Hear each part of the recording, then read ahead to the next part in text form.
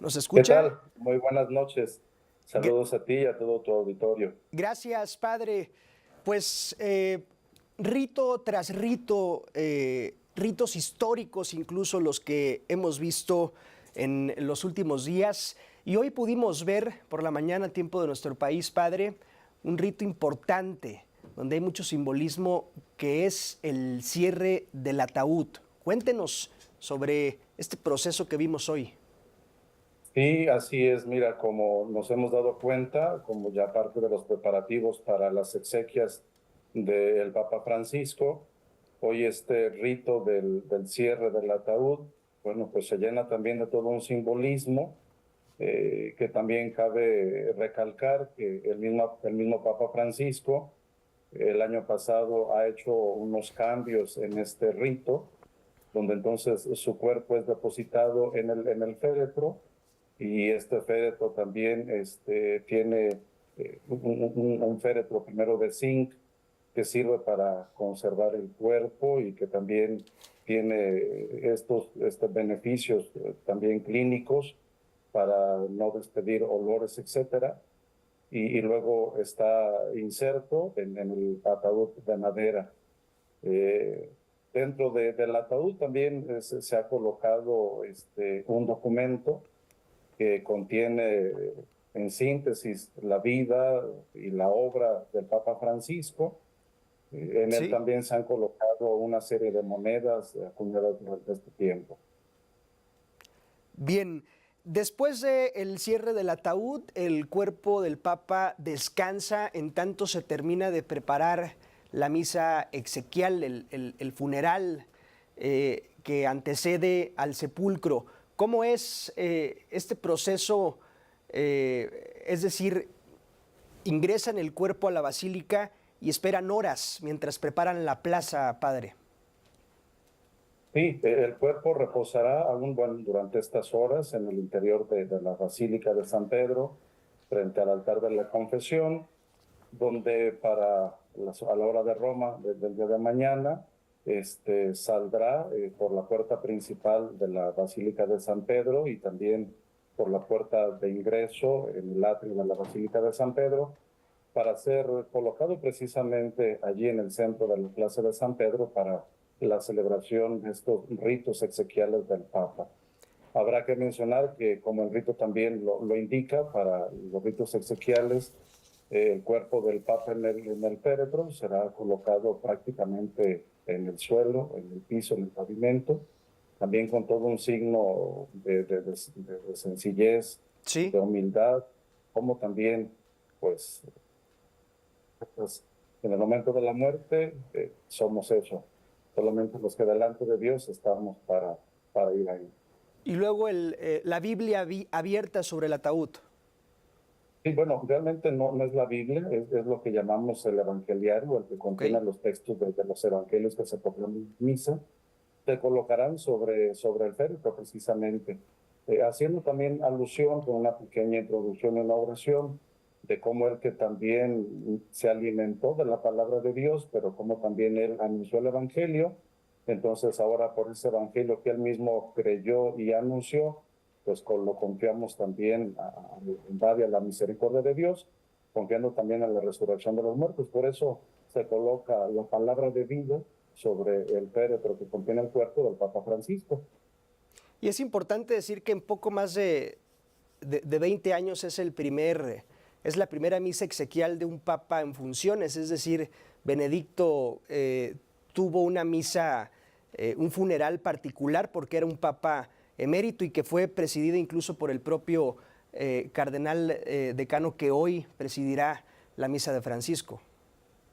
Sí, así es, como lo has dicho, después de las exequias del Papa Juan Pablo II, bueno, pues ahora en función también del Papa Francisco, tendremos esta nueva celebración después, como lo has dicho, de las celebraciones del Papa Emérito Benedicto XVI, que ya de por sí las exequias del Papa Benedicto XVI tuvieron también unas ya modificaciones, fue más sencillo, al mismo tiempo que ya no era un Papa en funciones, pero de ahí también el Papa Francisco se inspiró para que ahora sus exequias fueran también más sencillas, ¿no? Pero sí hay una diferencia que las del Papa emérito Benedicto XVI, precisamente era el Papa emérito, y bueno, ahora él sí es el Papa que había estado en funciones, y que esto abre también la posibilidad en unos días más para el inicio del cónclave. Sí, claro, que es justo el proceso que seguirá tras los novenarios que inician, entiendo, exactamente el mismo día en el que el Papa es sepultado. Sí, así es. Inmediatamente o posterior a la misa exequial, que se tendrá a las 10 de la mañana, hora de Roma. Entonces, en toda la Iglesia Católica comenzaremos también a tener estas celebraciones de, como lo has dicho, del novenario, para pedir por el eterno descanso del Papa. Y al mismo tiempo que pediremos por el eterno descanso del Papa, pues ya comenzaremos también a pedir por el nuevo Papa, ¿no? Y a pedir también por esta tarea que tendrán los cardenales en el cónclave de elegir al nuevo sucesor. 101 de los 133 cardenales convocados, 134, hay todavía una discusión que todavía no se define cuántos estarán presentes en la votación, pero el mayor porcentaje son cardenales que fueron electos por el Papa Francisco. Esto pudiéramos interpretar que es probable que el grueso de los cardenales tengan pensamientos e ideales similares a los de Francisco o no, porque no es sinónimo.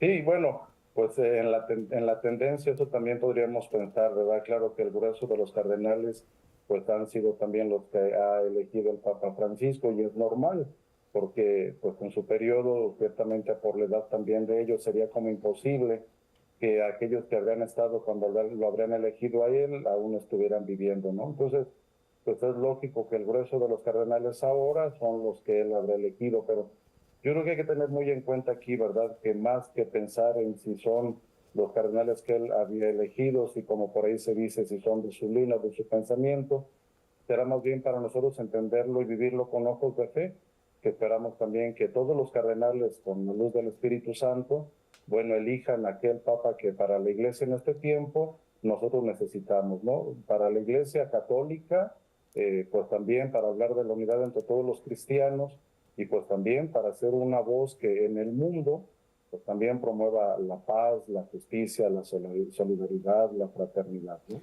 ¿Cuál es la invitación que hace la Iglesia, que hace la liturgia, que hace el Evangelio para quienes profesan y profesamos el catolicismo esta madrugada, para observar la despedida del Papa Francisco, del Sumo Pontífice, si bien bajo un rito milenario, pero Sí, claro. Un rito que al final de cuentas coincide en el destino que todos tenemos, un féretro, un sepulcro, la muerte, Padre?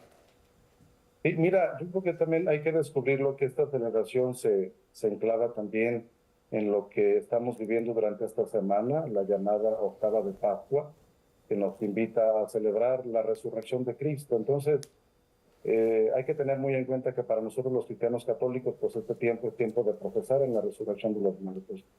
Entonces, esta celebración exequial del Papa Francisco nos invita a, como decimos al final del credo, a seguir confesando nuestra fe en Cristo resucitado, a seguir entendiendo que a final de cuentas todos quienes seamos, a final de cuentas, para poder alcanzar un día la vida eterna y para poder alcanzar un día la resurrección, habremos de pasar por este momento, por este trance, si lo llamamos también así. Y yo creo que también haciendo alusión a San Francisco de Asís a la muerte la llamaba la hermana muerte, como aquel paso necesario para poder alcanzar la resurrección. Entonces, la invitación sin duda de toda la Iglesia ante este acontecimiento de las exequias del Papa Francisco y ante este momento que vivimos en la liturgia, en el año litúrgico de la octava de Pascua que celebra la resurrección, es a seguir haciendo también esa confesión nuestra, ¿no? Que de veras los cristianos confesamos y esperamos la resurrección de los muertos, porque Cristo ha resucitado. Padre Manuel Vázquez, especialista en liturgia, gracias por su tiempo y sus comentarios. Buena noche.